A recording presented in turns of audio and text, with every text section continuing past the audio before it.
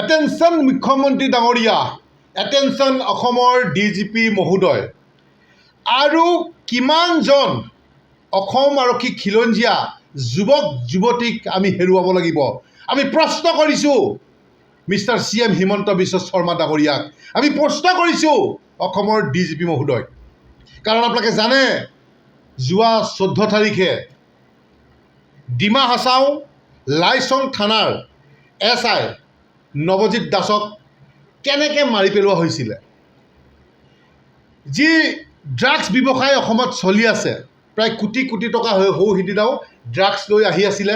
তেনেতে নৱজিৎ দাস নামৰ যিজন SI আছিলে, সেই SI গৰাকীয়ে গাড়ীখন ছিগনেল দিছিলে, কিন্তু ছিগনেল নামানি এই ড্ৰাগছ মাফিয়া, যি এই চেলিমুদ্দিন নামৰ যিজন ড্ৰাগছ মাফিয়াই কি কৰিছে, গাড়ীখনে তেখেতক খুন্দিয়াই ক'ৰবাত উফৰাই পেলাই দিলে আৰু তাৰপিছতে মৃত্যুবৰণ কৰিছে।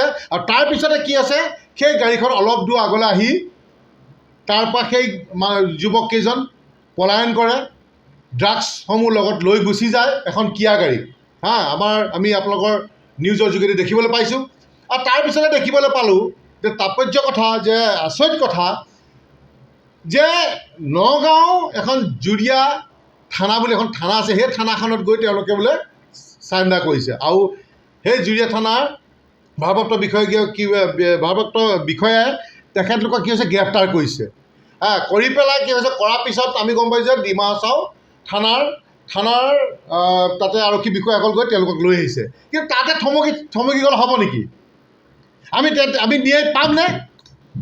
এই যে যিজন আমি নৱজিৎ দাস, ইমান উদীয়মান যুৱকক যে আমি হেৰুৱালোঁ, যি মুখ্যমন্ত্ৰী ডাঙৰীয়াৰ ড্ৰাগছমুক্ত অসম গঢ়া যি লক্ষ্য, ক'ত গ'ল লক্ষ্য? গতিকে চিধা কথা, স্পষ্ট কথা,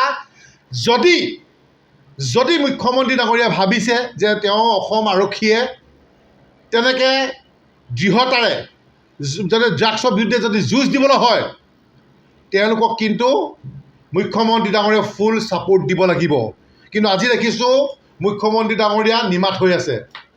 কিয় নিমাত হৈ আছে বুলি আমি ক'বলৈ বিচাৰিছোঁ যে যিকেইটা এই ড্ৰাগছৰ লগত, এই ড্ৰাগছৰ মাফিয়াৰ লগত জড়িত, চেলিমুদ্দিন, মইদুল ইছলাম আৰু তেওঁৰ বাপেক আব্দুল কুদ্দুছ ফৰাজী আৰু কোনোবা দুগৰাকী মহিলা বুলি শুনিছোঁ। গতিকে এইকেইটাক এনকাউণ্টাৰ এতিয়ালৈকে কিয় কৰা নাই? আমাৰ প্ৰশ্ন, কিয় কৰা নাই? কি সাহসেৰে আকৌ ড্ৰাগছ ধৰিব আমাৰ অসম আৰক্ষীয়ে? কি সাহসেৰে আপোনাৰ সপোন পূৰণ কৰিব? ড্ৰাগছমুক্ত অসম যি আপুনি গঢ়া যি লক্ষ্য, কেনেকৈ পূৰণ কৰিব এই অসম আৰক্ষীয়ে? যদি ডিউটি অৱস্থাত যদি গাড়ীয়ে মহতিয়াই মাৰি পেলাবলৈ হয়, আগতেও তেনেকৈ দেখিছোঁ। গতিকে সাধাৰণ জনতাৰ কি হ'ব তেতিয়াহ'লে? যদি আপোনাৰ স্বয়ং গৃহ বিভাগৰ যদি পুলিচৰে এই অৱস্থা, তেতিয়াহ'লে জনসাধাৰণৰ কি হ'ব? কেনেকৈ মাত মাতিব?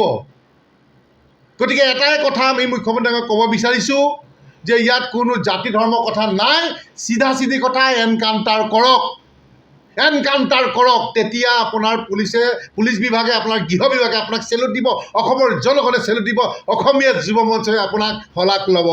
মুখ্যমন্ত্ৰী ডাঙৰীয়া, আপোনাৰ হয়তো আজি চকুত চকুমনি নাথাকিব পাৰে, কিন্তু যিসকলে ৰাত দিন, বিহু, দুৰ্গা পূজা সকলো এৰি আমাৰ কাৰণে ৰাস্তা ঘাটে থিয় হৈ থাকে, আমাৰ নিৰাপত্তাৰ কাৰণে থিয় হৈ থাকে, সেইসকলৰ কাৰণে কিন্তু আজি অন্তৰাত্মাই আমাৰ কান্দিছে। মুখ্যমন্ত্ৰী ডাঙৰীয়া, অসম চৰকাৰক আমি ক'ব বিচাৰিছোঁ, DGP মহোদয়ক আমি ক'ব বিচাৰিছোঁ, ইমান পলম কিয়? এই ধৰি অনাৰ পিছতো ইমান পলম কিয়? ড্ৰাগছ মাফিয়াক লৈ ইমান কিয় দৰদ? কিয় এতিয়ালৈকে এনকাউণ্টাৰ হোৱা নাই? হোৱাই কিয়? কিন্তু চিধা কথা, স্পষ্ট ভাষাৰ এটা কথা ক'ব বিচাৰিছোঁ, এই ওদালগুৰি এই যুৱকজনক কিন্তু অসমীয়া যুৱ মঞ্চই এৰি নিদিয়ে। এই SI নৱজিৎ দাসক কিন্তু যেতিয়ালৈকে ন্যায় নাপাব, কিন্তু অসমীয়া যুৱ মঞ্চই এৰি নিদিয়ে। এটা কথা মুখ্যমন্ত্ৰীক ক'ব বিচাৰিছোঁ, এইকেইটাক এনকাউণ্টাৰ কৰক আৰু ইয়াত এটা উচ্চ তদন্ত আপুনি ঘোষণা কৰক। কিজানি ইয়াত পুলিচ বিষয়াও জড়িত হৈ আছে নেকি? কাৰণ কেলৈ জুৰীয়া থানা কথাটো ইতিমধ্যে আমি নিউজত গমেই পাইছোঁ যে তাতে গোটেই ভয়াৱহ ৰূপত নগাঁৱত ড্ৰাগছ চলি থাকে, কিন্তু নগাঁৱত প্ৰশাসন নিমাত, নগাঁও SP ডাঙৰীয়া নিমাত, জুৰীয়া থানা OC নিমাত। এতিয়াহে তেওঁলোকে গম পাইছে নেকি যে তেওঁলোকে ড্ৰাগছৰ কাৰবাৰ কৰে বুলি? কিমান নিবনুৱা যুৱক যুৱতী শিক্ষিত যুৱক যুৱতী এই ড্ৰাগছৰ গৰাহত পৰি ধ্বংসমুখলৈ গুচি গৈছে। আপুনি দেখিছেই, আপুনি জানে, গোটেই অসমখন খুলি খুলি খাইছে এই ভয়াৱহ ড্ৰাগছে। গতিকে মুখ্যমন্ত্ৰী ডাঙৰীয়া, আপোনাক এটা কথা আহ্বান জনাইছোঁ, আপোনাক অনুৰোধ জনাইছোঁ যে অতি শীঘ্ৰেই এই 5টা কালপিতক বাছি আপুনি এনকাউণ্টাৰ কৰক। মই বাৰে বাৰে আপোনাক কৈছোঁ, অসমীয়া যুৱ মঞ্চে চেলুটে নহয়, আপোনাৰ শলাগ ল'ব। আপোনাৰ মনত আছে নে নাই আমি নাজানো, কিন্তু আপোনাৰ ছবিত গৈ আমি গাখীৰ ঢালিছিলোঁ। কিন্তু আপোনাক মই এটা কথা ক'ব বিচাৰিছোঁ যে এইকেইটাক এনকাউণ্টাৰ কৰক। আপোনাৰ ঘৰত গৈ মই গংগা জল ঢালিম। অসমীয়া যুৱ মঞ্চই আজি কথা দিছে সংবাদ মাধ্যমৰ যোগেদি, এই ড্ৰাগছ মাফিয়া 5টাক যি কৰায়ত্ব কৰা হৈছে, এটা এটাকে বাছি গুলিয়াই মাৰক, এনকাউণ্টাৰ কৰক। অসমীয়া যুৱ মঞ্চই আকাশ শইকীয়াই কৈছোঁ, আপোনাৰ ঘৰত গৈ গংগা জল ঢালিম, যাতে সেই আৰক্ষীসকলৰ আপোনাৰ ওপৰত আস্থা থাকক, বিশ্বাস থাকক। আমি সেইটোৱে ক'ব বিচাৰিছোঁ।